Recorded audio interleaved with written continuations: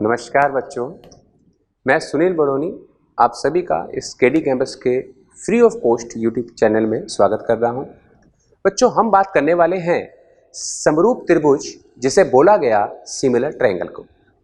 यहां पर तुम्हें इस टॉपिक के ऊपर बच्चे लगभग 13 वीडियो देखने को मिलेंगी और 45 से 50 क्वेश्चन। इस वीडियो को, ये पूरी क्लासरूम की एक वीडियो है जिसको मैंने टुकड़ों में कुछ पार्ट्स में, वो पार्ट हो सकता है कोई 20 मिनट का हो, कोई 25 मिनट का हो, कोई 35 मिनट का हो, इसको टुकड़ों में तोड़ा गया है। इसका जो सबसे बड़ी चीज है वो है तुम्हारे दिमाग से बच्चों हवा कम करना। हवा किस चीज का कि यार मेरी सरकारी नौकरी लगेगी या नहीं लगेगी। एक्चुअल क्या हो रहा है कि मैंने इस वीडियो में इन्वॉल्व करे हैं 2015, 2016, 2017 एसएससी सीजीएल मेंस के क्वेश्चन। और मेंस के क्वेश्चन इसलिए मैं बार बार कह रहा हूं ताकि हमारे दिमाग से हवा कम हो सके। 2017 मेंस जो काफ़ी रहा बच्चों के दिमाग में, यार पता नहीं कैसे पेपर पास होगा कैसे नहीं होगा। तो बेटा, जो बच्चे दिल्ली नहीं आ सकते हैं या उसका कारण फाइनेंशियल भी हो सकता है या जो भी होगा भाई, ठीक है ना, वो तो बेटा तुम लोगों के पास है। पर मैं तुम्हें ये जरूर एश्योर कर सकता हूं, अगर तुम वीडियो 1 से लेकर और पार्ट 13 तक, 12-13 तक जो भी लास्ट होगा वहां तक तुम देखते हो तो सिमिलर ट्रायंगल पर एक सिंगल क्वेश्चन ऐसा नहीं बन सकता जो कि इन क्वेश्चंस के अलावा। दूसरी बात बच्चे, ये वीडियो कैसे देखना है ये बताना मेरा बहुत जरूरी है। इनफैक्ट मैं तुम्हें बताऊं कि ये कोई ऐसा चैम्बर या कोई बॉक्स के अंदर मैंने वीडियो को शूट नहीं करा है कि भैया अपना पूरा यहाँ एक चैम्बर के अंदर मैं पढ़ा रहा हूं। ये मेरी एक क्लासरूम थी। मैं एश्योर्ड नहीं था शुरू से ही कि इसकी कभी वीडियो बनेगी नहीं बनेगी, बस इसकी शूटिंग हो रही थी। तो मुझे लगता था कि हाँ यार ये वीडियो आएगा। फिर नीतू मैम ने कहा नहीं, ये बच्चों के बेनिफिशियल के लिए है और फ्री ऑफ कॉस्ट है। तो मैं समझता हूँ कि फिर मैंने इस पर कुछ और काम किया कि इसको पार्ट्स में डिवाइड कर दिया। तो बच्चे, जैसे मैं अपने बच्चों को बताता हूँ कि उतारना तब है जब तुम्हें समझ आ जाए। मैं क्वेश्चन डिक्टेट करूंगा हिंदी में भी इंग्लिश में भी। हिंदी वाला हिंदी के टाइम लिख लेगा, इंग्लिश वाला इंग्लिश के टाइम लिख लेगा। हो सकता है मैंने क्वेश्चन देने के बाद मैंने 30 सेकंड या 1 मिनट का टाइम दिया हो। अगर तुम्हें लगता है कि टाइम दिया जा रहा है तो तुम उस क्वेश्चन को सॉर्ट आउट करोगे। लेकिन अगर मैंने क्वेश्चन बोर्ड में कराना शुरू कर दिया तो प्लीज बच्चे तुम यहां देखोगे और जब तुम्हें सब समझ आ जाए उसके बाद उतारना है। दूसरी बात ये रहती है, सर अगर मेरे दिमाग में क्रॉस क्वेश्चन आ गया तो मैं इस यूट्यूब में कैसे पूछूंगा। तो बेटा, मेरे सामने लगभग 400-500 बच्चे थे और उनके कई तरह की क्वेरी मैंने क्लियर करी है जो तुम्हें दिखाई भी देगी। अगर कुछ क्वेरी है तो मैं 100% एश्योर्ड हूं कि तुम्हें 0% भी प्रॉब्लम नहीं आएगी। हाँ, मेहनत करना तुम्हारा काम है। मैंने कोशिश करी है कि मैं इसको ए से लेकर जेड तक, सिंपल से कॉम्प्लेक्स की तरफ बढ़ा हूं मैं इसको लेकर। हो सकता है शुरू की वीडियो तुम्हें धीरे लगे, यार सर कितने आसान क्वेश्चन करा रहे हैं। यह बताना जरूरी है कि 99.9% क्वेश्चन प्री या मेंस के हैं, सीएचएसएल के भी हैं, कुछ क्वेश्चन कैट के आए हुए हैं। यहां से जब हम वीडियो को देखेंगे बेटा, मैं फिर से रिपीट कर रहा हूं, मैं हमेशा बच्चों को टोकता हूं, अगर मेरे साथ साथ तुम उतार रहे हो तो गड़बड़ हो जाएगी। पहले अच्छे से समझ लेना। ये फिर से बोल रहा हूं, ये क्लासरूम है, क्लासरूम। तो क्लासरूम में जैसे मैं पढ़ाता हूं एज इट इज है, तुम्हें पूरा टाइम दिया जाएगा उतारने के लिए। और बेटा ये बिल्कुल मत करना कि तुम बैठे हो कि 13 की 13 वीडियो में आज ही देख लूं या आज मैं 5-6 वीडियो देख लूं। मत करना ऐसा काम। मेरे ख्याल से टोटल जहां तक मुझे लगता है ये 6-6.5 घंटे की वीडियो है। मैं तो कह रहा हूं मत देख यार, रोज 1 वीडियो देख ले, 2 देख ले। अगर कोई वीडियो छोटी है, अगर कोई video by the way 24 minute की है तो वो 24 मिनट मैं नहीं समझता कि यार तू मुझे नहीं दे सकता। 24 मिनट तुम आराम से मुझे दे सकते हो। 28 मिनट की है, 35 मिनट की है, हबड़ा तबड़ी मत करना। और एक बार और बोलूंगा कि वीडियो 2 से वीडियो 6 में जंप मत कर देना। प्लीज मेरी बात मान लो। मैं मानता हूं मुझे देखने वाले कई बच्चे ऐसे होंगे, कई लाखों बच्चे ऐसे हो सकते हैं जो यूं कहेंगे कि सर ये तो हमें इंट्रोडक्शन सब पता है, थोड़ा सा मेरी मान लो। सिमिलर ट्रायंगल तुम मेरे ऊपर छोड़ दो। जिस तरह तुमने मुझे अलजेब्रा की एक मैंने क्लास ली थी ऐसे ही, जो यूट्यूब में आ गई थी क्लासरूम को, वो तो पूरा 2 घंटा और कुछ मिनट की थी, 45 मिनट की।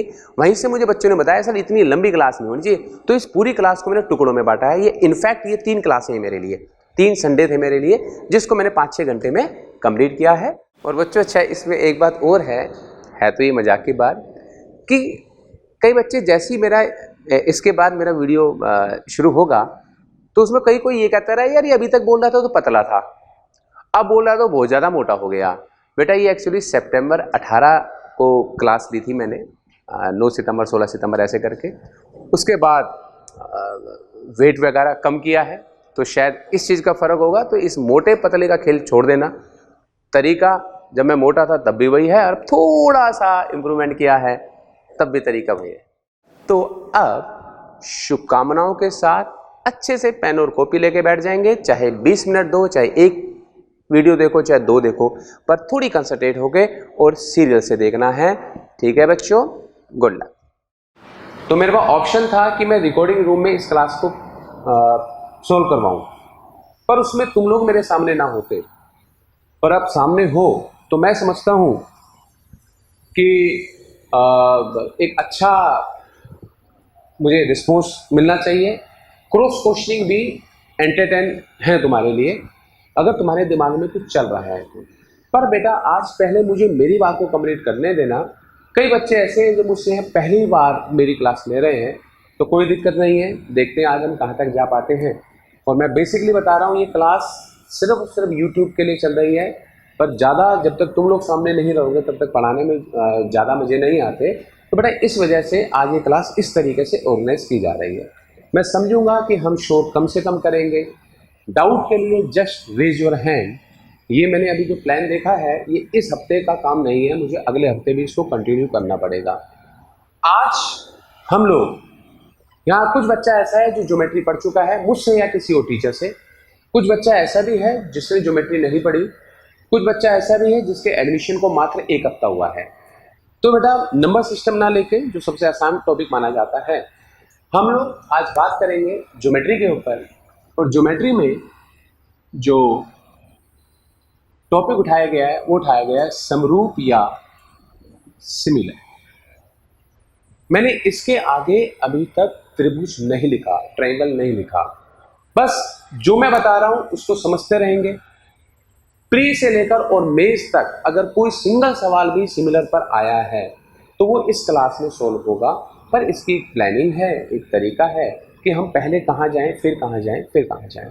बेटा मुझे समरूप त्रिभुज के लिए या सिमिलर ट्रायंगल के लिए मुझे कुछ बातों की आवश्यकता पड़ेगी, और वो बातें क्या हैं वो सभी को पता होनी चाहिए भाई। यहाँ पर ध्यान देंगे बेटा, यहाँ पर देखो एक वर्ड आएगा इसमें जो मैं यूज करूंगा, ये वर्ड है माध्यिका या मीडियन। थोड़ा शोर हो रही है क्लास में शोर हो रहा है। जो बच्चा लेट आ रहा है बेटा आराम से बेहतर है, डिस्टर्ब नहीं करेगा क्लास को।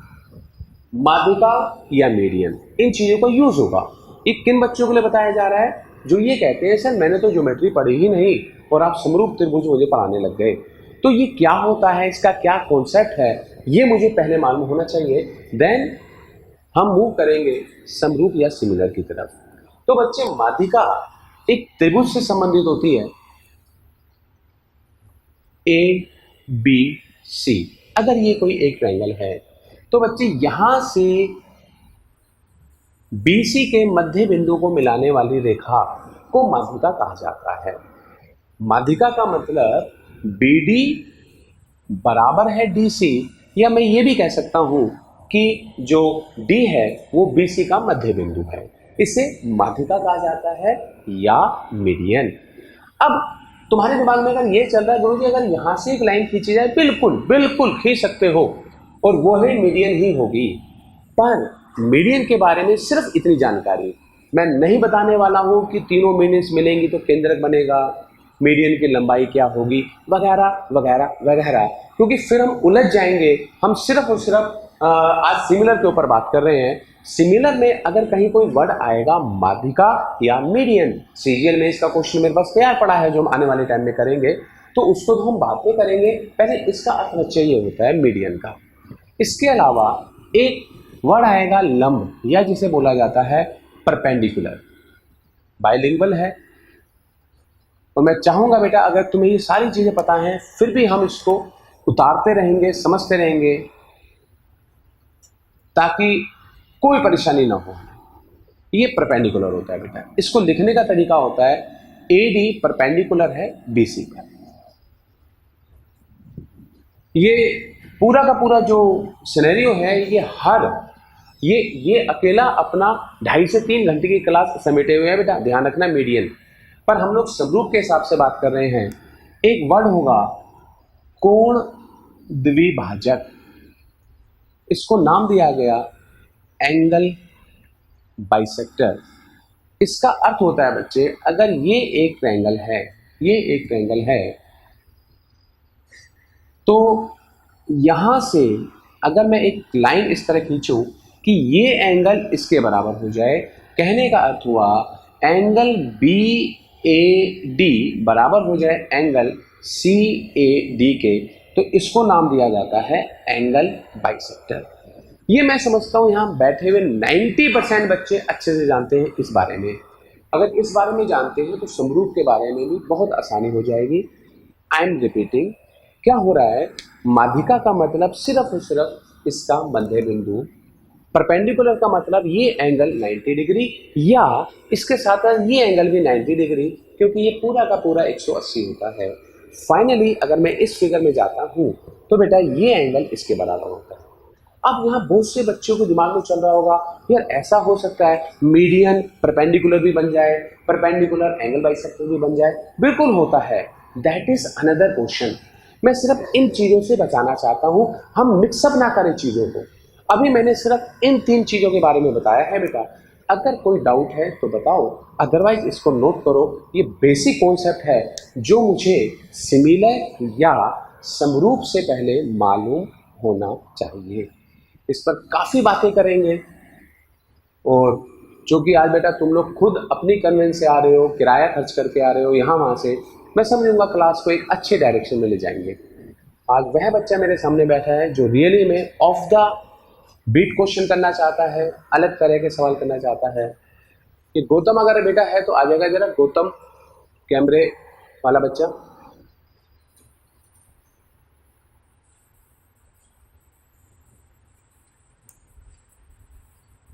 ये बिल्कुल छोटा सा बेसिक पॉइंट, बेसिक सी बातें हैं।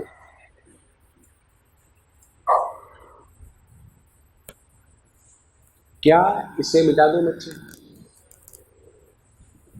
मीडियन क्या होता है, परपेंडिकुलर क्या हुआ, और एंगल बाइसेक्टर क्या हुआ। इसके बच्चे, इसके अलावा मुझे आज आवश्यकता पड़ने वाली है अंतः त्रिज्या, जिसे इंग्लिश में बोला गया इन रेडियस, और गणित की भाषा में इसको स्मॉल आर से दिखाया गया, स्मॉल आर। एक ट्रायंगल बनाया गया बेटा,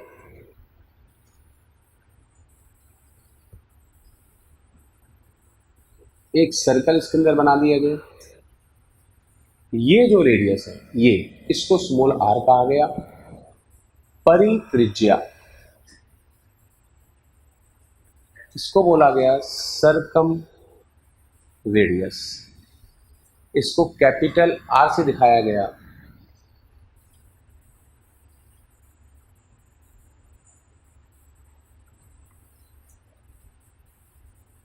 अगर इस सर्कल का सेंटर में इसको मान लूं तो ये सारे कैपिटल आर हैं बच्चे, ये भी कैपिटल आर, ये भी कैपिटल आर, ये भी कैपिटल आर, इनफैक्ट ये भी कैपिटल आर ही है, पर इससे फिगर खराब हो जाता है, तो ये बताना ज़्यादा अच्छा है। इसी प्रकार से ये सारे स्मॉल आर हैं, अगर ये इसका सेंटर है तो ये सारे स्मॉल आर हैं।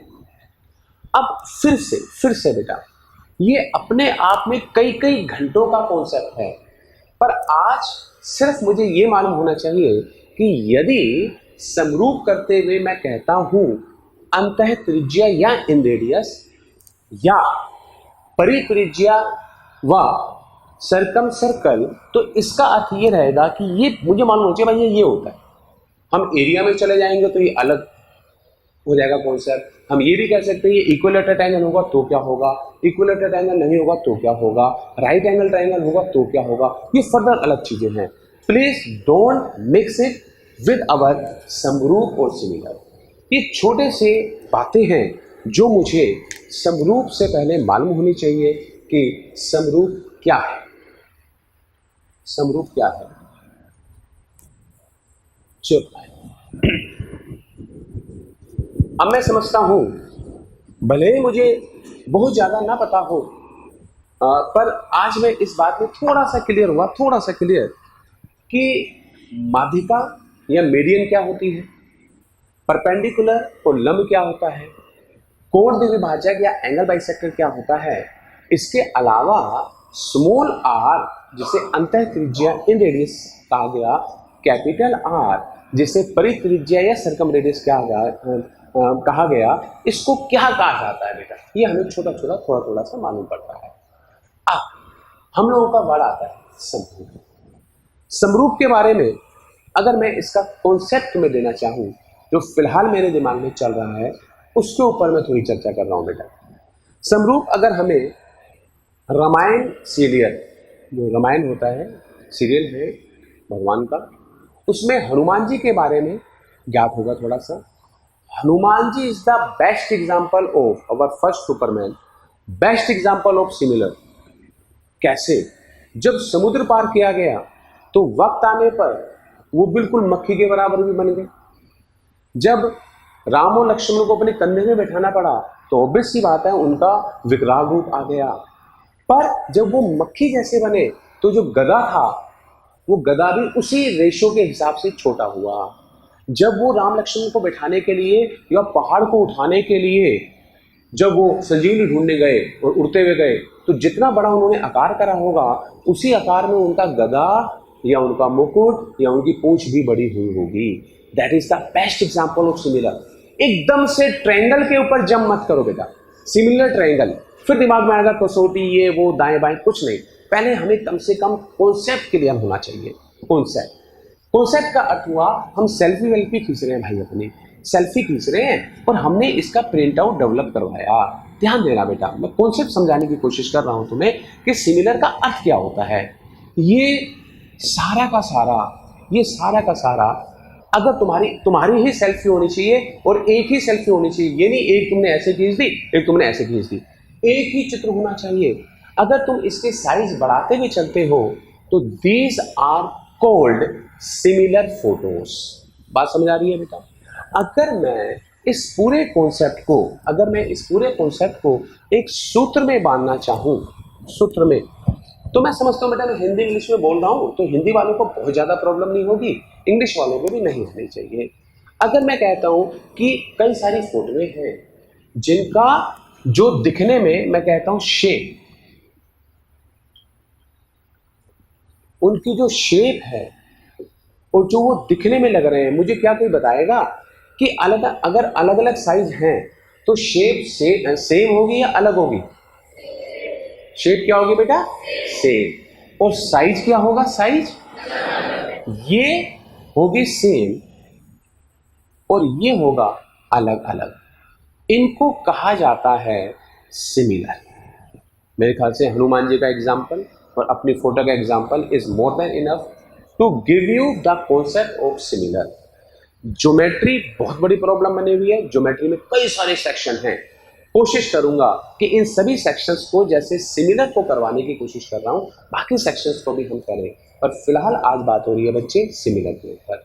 सिमिलर का अर्थ हुआ कि कोई भी एक से ज्यादा ऐसी पिक्चर्स जिनकी शेप एक जैसी हो पर उनका जो साइज है वो अलग अलग होता हुआ जाए, वह सिमिलर है बेटा। अब यहां से हम थोड़ा सा अलग आएंगे और बात करते हैं अपने क्वेश्चंस के ऊपर। यहां पर एसएससी के ऊपर बात हो रही है बेटा। एसएससी ने सिमिलर के ऊपर दो तरह के क्वेश्चन दिए। एक बहुत आसान दिया प्लेट में रखकर, सर वो CHSL में आया था, प्री में आया था या मेंस में आया था, ये कहीं भी आ सकता है। ऐसा कोई मैटर नहीं कर रहा है कि LDC आसान होगा और मेंस बहुत टफ होगा। अभी मैं तुम्हें लाइव एग्जांपल दूंगा। फिलहाल वो कहेगा ये दो ट्रायंगल सिमिलर हैं और उस पर बात करेगा। वो मेरी दृष्टि में आसान क्वेश्चन है जिसमें वो पहले ही पत्ते शो कर देगा, भाई सिमिलर ट्रायंगल का, समरूप त्रिभुज का इसमें यूज कर। दूसरी तरह का सवाल बनेगा, मुझे पहले तो खुद ही गड्ढा खोद के पानी निकालना पड़ेगा, मुझे पहले ये प्रूव करना पड़ेगा कि ये सिमिलर है, उसके बाद उसमें सिमिलर के हिसाब से क्वेश्चन होगा। तो सबसे पहले हमें ये ज्ञात होना चाहिए कि बच्चे अगर ये दो ट्रायंगल हैं, बिल्कुल आराम से चलेंगे, बहुत ज़्यादा जल्दी नहीं करेंगे बेटा, जल्दबाजी करेंगे तो दिक्कत हो जाएगी। अगर ये दो ट्रायंगल है, हमेशा ABC के बाद DEF लिखा जाता है, अपन लोग क्या कर रहे हैं XYZ कर लेते हैं। थोड़ा सा उन सीमाओं को तोड़ेंगे जो बुक्स में दिया हुआ है। बहुत अच्छा लग रहा है, जितनी कंसंट्रेशन बेटा तुम्हारी है, प्लीज़ आपस में बातचीत मत करना, मेरा ध्यान बढ़ जाएगा। आज मैं उन बच्चों को सामने देखना चाहता हूँ जो अच्छा रिस्पॉन्स करे मेरे लिए। कोई क्रॉस क्वेश्चन होगा उसकी जिम्मेदारी मेरी है। फिलहाल अगर ये दो ट्रायंगल है बेटा, अब दिखने में तो ये एक जैसे हैं, इसको मैं उल्टा भी बना सकता था, फिर भी है तो वो ट्रायंगल ही है। सबसे पहली कंडीशन ये होती है इसकी कि इसके तीनों एंगल बराबर होंगे, बराबर। जैसे इसको नाम दिया गया ट्रिपल ए, ये हो गया बच्चे 50, ये भी 50, ये हो गया 60, ये भी 60, ये हो गया 70 और ये भी 70। ध्यान देंगे बेटा, मुझे अच्छे से पता है कई बच्चे सोच रहे होंगे सर 70 यहाँ जाए 60 यहाँ जाए। बिल्कुल बात करेंगे, यही तो मेन बात है।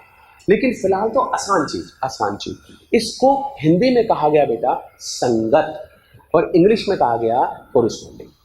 संगत का मतलब ये।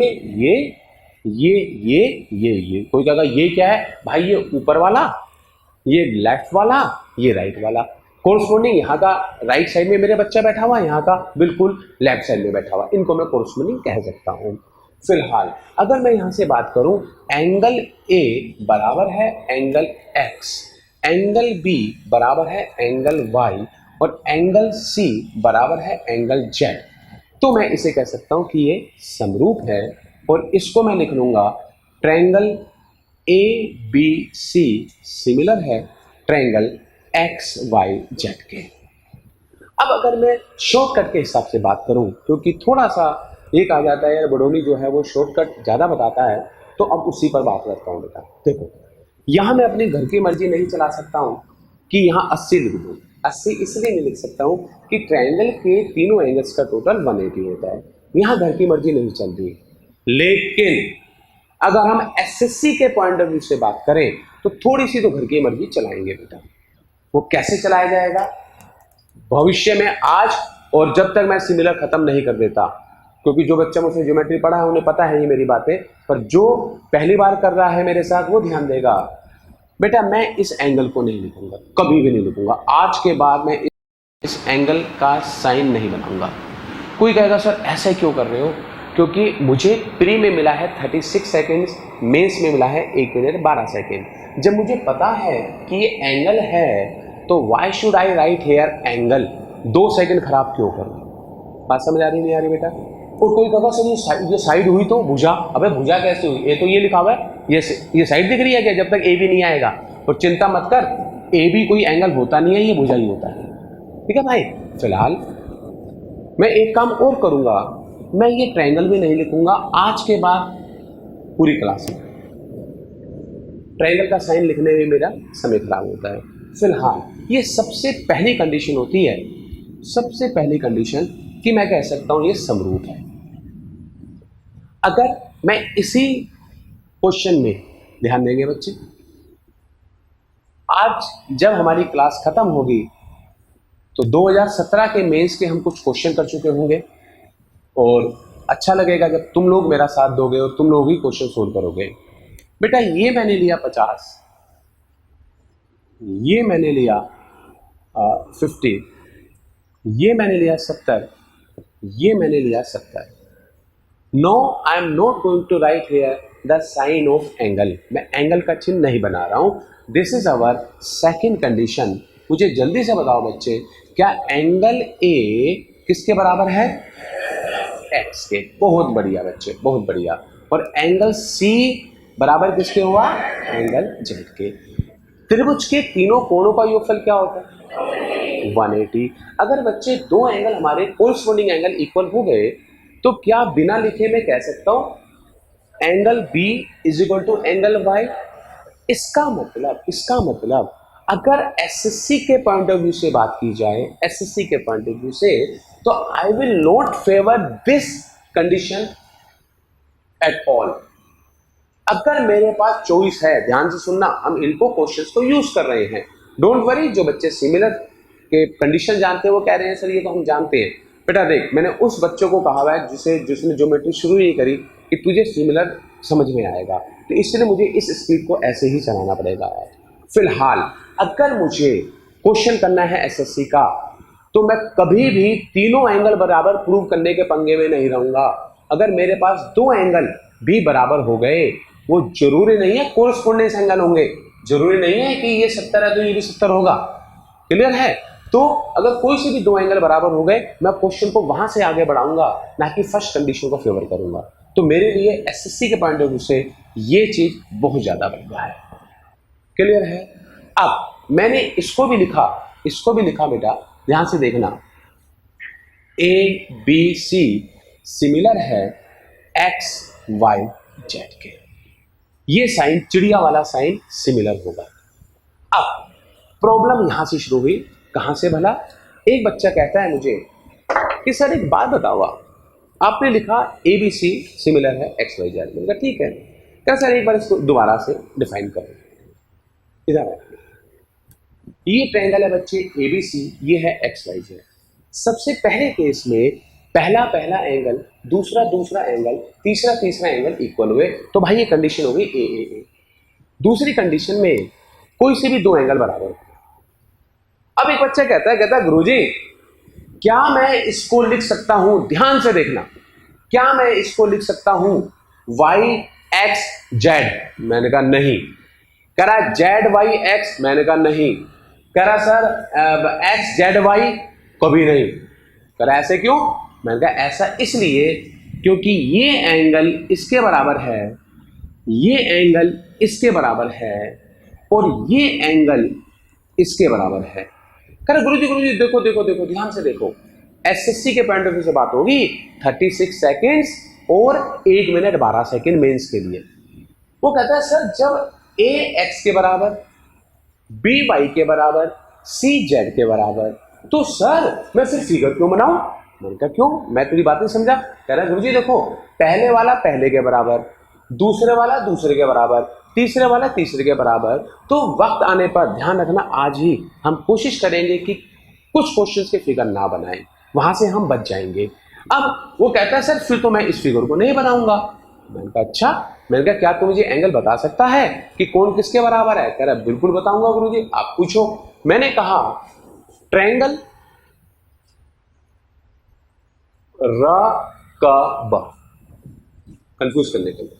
वो कह रहा है सर आप ही तो करो, ट्रायंगल का साइन मत बनाओ। मैंने कहा ले भाई तेरी बात ऊपर रख ली, ये नहीं बनाया, पर ये त्रिभुज है, त्रिभुज र क ब सिमिलर है त्रिभुज पी आर एल। क्यों लिखो पी क्यू आर? मैं तो कंफ्यूज कर रहा हूं उसे। मैंने कहा बता बच्चे, अगर ये दोनों ट्रायंगल बराबर हैं, इसका यूज होगा एग्जाम में, ध्यान रखना। अभी अगर ये दोनों ट्रायंगल सिमिलर उसने दे दिए, प्रूव नहीं करना, दे दिए, तो मुझे बताएगा बच्चे यहां बैठे हुए कोई बच्चा कि जो एंगल र है वो किसके बराबर है? एंगल एल और एंगल आर। बहुत बढ़िया। कोई एल को कह रहा है बी, जैसे वो व्हाट्सएप टाइप कर रहा है, वो नहीं है बेटा। एल बराबर है एंगल, एल बराबर है एंगल। क्या कुछ समझ आया बेटा? अभी शुरुआत है, अभी क्वेश्चन शुरू नहीं हुए हैं हमारे। ये सिमिलर की थोड़ी सी पिक्चर दिखाने की कोशिश कर रहा हूं, इसे नोट डाउन कर लेना बेटा। कोशिश करेंगे जहां तक भी पॉसिबल हुआ कि हम लोग फिगर ना बनाए, हम लोग फिगर ना बनाए।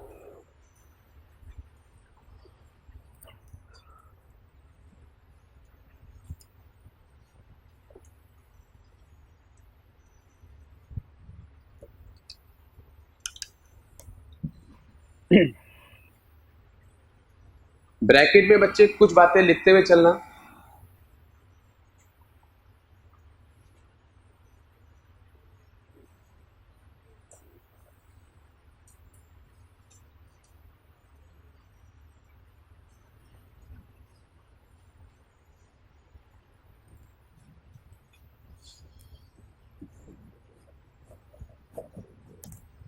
अब हम समरूप से आगे बढ़ गए हैं सिमिलर के ऊपर, त्रिभुज के ऊपर, ट्रायंगल के ऊपर।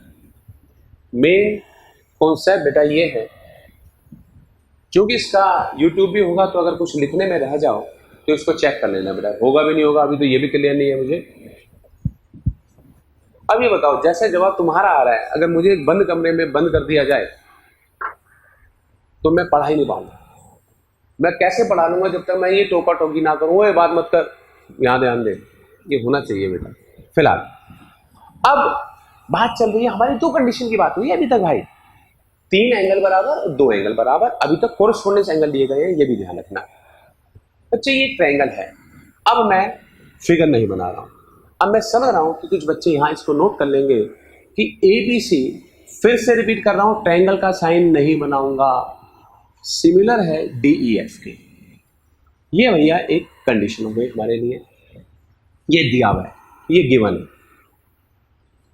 तो बच्चे इसकी जो तीसरी कंडीशन आती है बहुत इंपॉर्टेंट, बहुत ही इंपॉर्टेंट, ये लगा लो, एंगल की मदद से हम प्रूव करेंगे ये सिमिलर है, और अब जो प्रॉपर्टी बता रहा हूं इसकी मदद से आंसर निकलेगा। दोनों साथ साथ चलेंगे, बॉलर और बैट्समैन दोनों की परफॉर्मेंस बहुत अच्छी होनी चाहिए बेटा, तब मैच जीत पाएंगे भाई। तो कोरस्पोंडिंग साइड्स, अगर इसका AB है तो इसका मस्ट बी DE, अगर ये BC है तो इट मस्ट बी EF, और अगर ये AC है तो बच्चे DF बराबर होता है। ये थर्ड कंडीशन है, सुन लेना, कोई जल्दबाजी नहीं है। अब कोई कहता है सर इसको CA लिख सकता हूं, लिख सकता है यार, क्या बात कर रहा है। कोई कहता है सर इसको पहले लिख सकता हूं, इसको बाद में लिख सकता हूं, बिल्कुल लिख सकता है, कोई बहुत बड़ी बात नहीं है। बात अब होगी, यहां से बात अब होगी बेटा। तुम्हें पता है अगर मुझे किसी त्रिभुज का परिमाप, अगर मुझे पैरामीटर निकालना पड़े तो मुझे क्या लिखना चाहिए? पैरामीटर अगर निकालना हो तो मैं कैसे निकालूंगा बताओ? सभी साइड्स का टोटल, सभी साइड्स का टोटल। थोड़ा सा ध्यान से देखना बच्चों, थोड़ा सा ध्यान से, ये कंडीशन मैंने लिख दिया, साइड्स का रेशियो बराबर है, ठीक है ना। अच्छा भाई, अगर मैं इन तीनों साइड्स को टोटल कर दूं, तीनों साइड्स का टोटल कर दूं और इन तीनों साइड्स का भी टोटल कर दूं तो उनका रेशियो भी सेम आना चाहिए। इसीलिए त्रिभुज ABC का परिमाप हिंदी इंग्लिश दोनों में लिखने का प्रयास करूंगा, और parameter of DEF, triangle DEF का रेशियो भी बराबर होता है। इसका कारण क्या है बच्चे? क्योंकि साइड्स का रेशियो बराबर है। अगर तीनों का टोटल, शायद अभी तक किसी को ये ना मालूम हो ये क्यों होता है, साइड्स का टोटल किया जाए तो इनका रेशियो भी बराबर होता है। इसके अलावा मैं समझूंगा कि तुम बहुत अच्छे से समझ पा रहे हो, R1 और R2, कोई बता सकता है ये R1 क्या है? किसकी? ABC की या DEF की? ABC की। और R2 क्या है? इन रेडियस, अंतः त्रिज्या। इसलिए तो शुरुआत में बताया गया था कि भाई ये मुझे मालूम होना चाहिए, अब तुम्हें मालूम होना चाहिए ये क्या है। फिलहाल इसी प्रकार से ट्रायंगल ABC का परित्रिज्या, सरकम रेडियस, और इसका DEF का सरकम रेडियस, ये भी रेशियो सेम होता है। इसके अलावा बच्चे ध्यान देंगे, ABC ऊपर की साइड हिंदी में लिखूंगा, नीचे की साइड इंग्लिश में लिखूंगा। मेरा स्वयं हिंदी मीडियम है तो मैं हिंदी को पहले लिखना चाहता हूं, तो मैंने लिखा बेटा ABC की माध्यिका, इसका लंब और इसका कोण द्विभाजक, कोण द्विभाजक। मैं कह सकता हूं मीडियन या परपेंडिकुलर या एंगल बाइसेक्टर ऑफ DEF, ये रेशो भी बराबर होता है। लेकिन एक बात का ध्यान रखना बच्चे, यहां मैं एक वर्ड लिख लूंगा ABC की संगत, ये बहुत इंपॉर्टेंट है भाई, संगत, और इंग्लिश में लिखना पड़ेगा मुझे कोरिस्पोंडिंग। देखो ऐसा नहीं होना चाहिए भाई कि ABC की, तो अगर ABC एक ट्रायंगल है, इसकी तो ये मीडियन, और तुम कहो कि गुरुजी DEF में ये मीडियन का रेशो, इसकी रेशो बात नहीं हो रही है। अगर A से खींचा गया है तो D से खींचा जाएगा, B से खींचा गया है तो E से, और C से खींचा गया है तो F से। आ रहा है समझ नहीं आ रहा? संगत भुजाओं का रेशो बराबर होता है। पहले इसे नोट कर लो बच्चे, और इसके बाद लास्ट प्रॉपर्टी के बाद we are going to start our questions. हम क्वेश्चंस का शुरुआत कर देंगे।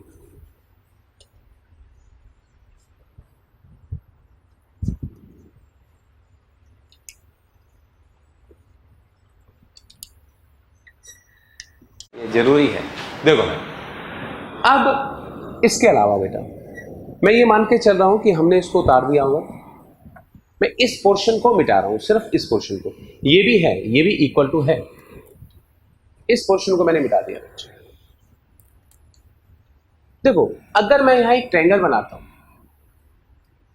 ABC, ये वाला ट्रायंगल है, और ये बना दिया थोड़ा सा बड़ा, ये छोटा भी हो सकता है, DEF। आज तुम्हें एक चीज और बताता हूं, शायद यहां मैक्सिमम बच्चों को ना बताओ।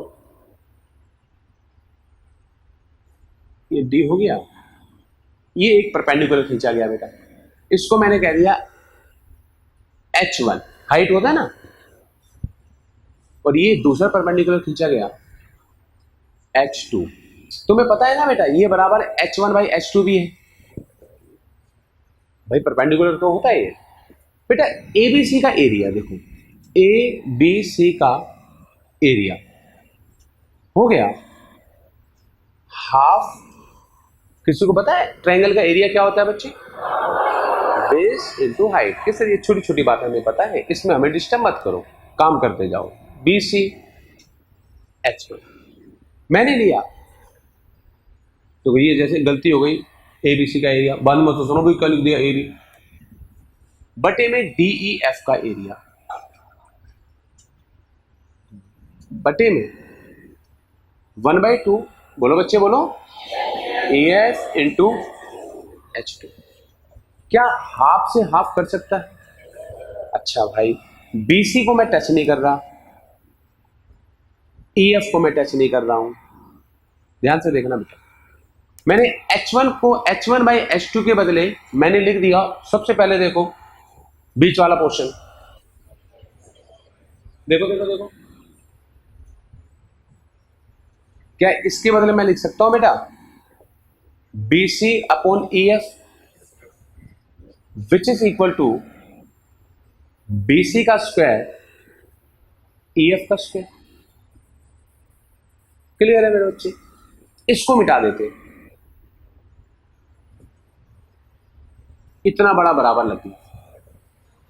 ABC का एरिया DEF का एरिया इसके रेशो के स्क्वायर के बराबर है, इसके रेशो के स्क्वायर के बराबर का अर्थ हुआ, अगर मैं यहां लिख देता हूं ABC का क्षेत्रफल divided by area of DEF, तो बच्चे अगर इसका स्क्वायर हो गया तो सभी का स्क्वायर हो गया, का दूसरा रूप, फाइनली रूप ये हो गया। अब जब तुम कॉपी में उतारोगे तो एक काम करोगे, जो तुमने पहले वाली लाइन लिखी थी माध्यिका, परपेंडिकुलर, एंगल बाइसेक्टर, उन सब का भी स्क्वायर कर देना, बराबर होता है इनके एरिया के रेशो के।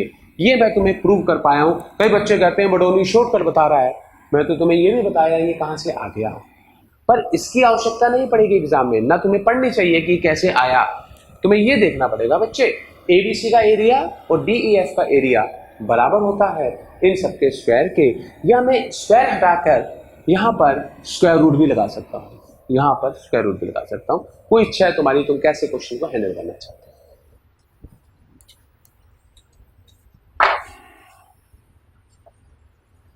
कंसंट्रेशन टोटल क्लास की तरफ। मुझे लग रहा है कि बारिश हो रही थी, मौसम भी खराब था, मुझे बड़ा अजीब सा लगा जब मालूम पड़ा यहाँ के कि कुछ गर्ल्स 10 बजे पेपर खत्म हो गया था उसके बाद की यहाँ बैठी हुई हैं, बड़ा ऑकवर्ड टाइम हो गया था। पर बेटा तुम्हें निराश नहीं करूँगा, आज तुम्हें कुछ ऐसी चीज़ें बता के भेजूंगा जो जनरली हम लोग रेगुलर क्लास में इतना डीपली नहीं जाते हैं टाइम की वजह से, इसलिए स्पेशल बैचेस कंडक्ट करे गए आज की क्लास।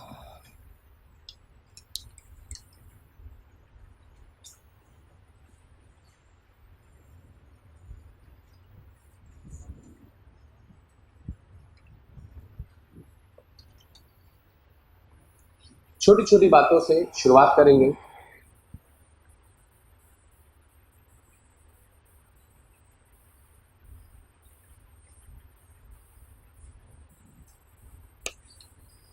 अगर बेटा आज कुछ छूट भी जाए तुम्हारा तो इसको बाद में हम YouTube से देख के क्लियर कर सकते हैं। हाँ है बच्चे, BC इक्वल रख दिया। बेटा देखो, क्या तुम्हें ये समझ आया कि ये और इसका एरिया बराबर है BC बटे EF के स्क्वायर के। अगर BC बटा EF का स्क्वायर आ गया कहीं से भी तो ये सारा तो BC बटे EF के स्क्वायर के बराबर ही चल रहा है। अरे अगर बेटा A अपॉन B बराबर है 5/6, तो अगर मैं यहां स्क्वायर कर दूंगा तो दोनों तरफ ही तो स्क्वायर होगा, तो सबका स्क्वायर हो गया। फिलहाल बेटा वापिस आते हैं, एक बार दोबारा से बातचीत। सिमिलर क्वेश्चन शुरू करने से पहले एक बार फिर से बात होगी। ट्रायंगल ABC समरूप है ट्रायंगल DEF के या समरूप सिमिलर है। बच्चे अभी तक हमने सीखा है कि अगर कभी भी दो ट्रायंगल सिमिलर होते हैं तो भाई उनकी साइड्स का रेशो, कोरेस्पोंडिंग साइड्स, संगत भुजाओं का रेशो, ठीक है बेटा। ऐसा नहीं है कि AB बटे में EF कर दूंगा, गलत। कोरेस्पोंडिंग साइड, अगर मैं कभी इन फ्यूचर अब से लेकर और जब तक हमारा समरूप चलेगा कोरेस्पोंडिंग शब्द भूल जाऊं तो ये अंडरस्टूड समझना भाई कि ये कोरेस्पोंडिंग ही बोला जा रहा है, संगत ही बोला जा रहा है। तो अभी तक मैंने पढ़ा कि अगर दो ट्रायंगल सिमिलर हैं तो उनकी संगत या कोरेस्पोंडिंग साइड्स का रेशो बराबर होता है उनका पैरामीटर का रेशो, परिमाप का। और वो सारी की सारी बातें जो बताई गई तुम्हें, अंतर त्रिज्या इन रेडियस, परित्रिज्या सर्कम रेडियस, इसके साथ साथ कोरेस्पोंडेंस, माध्यिका या मीडियन, लंब या परपेंडिकुलर, और एंगल बाइसेक्टर या कोण द्विभाजक। जब ये सारा का सारा बराबर हो गया तो देखो बच्चे, चाहे वो पैरामीटर हो चाहे वो इन रेडियस हो, इनका जो यूनिट होता है वो याद करने का तरीका वो बाय द वे सेंटीमीटर में होता है या मीटर में होता है, ठीक है। और एरिया का रेशो, एरिया का यूनिट होता है स्क्वायर में, सेंटीमीटर स्क्वायर या मीटर स्क्वायर। तो बच्चे जैसे ही एरिया का रोल आ जाएगा तो ये सारा का सारा स्क्वायर हो जाएगा, ठीक है भाई।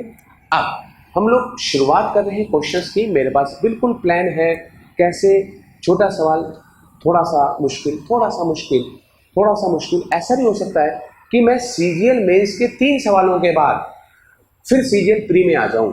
इससे ये तुम्हें मैं प्रूव कर पाऊंगा जो हम ढोल पीटते रहते हैं कि मेंस टफ है, शायद वो आसान आ जाए। और प्लीज़ अगर ये यूट्यूब मेरी बनेगी तो कोई कमेंट में ये ना लिखे कि 2 महीने बाद पढ़ाने आया। लिख सकते हो, क्योंकि तुम लिखोगे ही, तुम पढ़ोगे नहीं, और जो पढ़ेगा वो कुछ नहीं लिखेगा। मैं बार बार कहता हूँ, कुछ बच्चे कहते हैं सर हमने आपका पढ़ा बहुत अच्छा लगा, क्या जरूरत है, Badoni is best, Badoni is best जब तक टाइप करेगा तो नया सवाल करेगा सिमिलर का, कमेंट कुछ नहीं। अच्छा बुरा तो तुम करोगे मुझे पता है, अच्छे के लिए कोई बाध्यता नहीं। सिमिलर ट्रायंगल के क्वेश्चन से शुरुआत बेटा।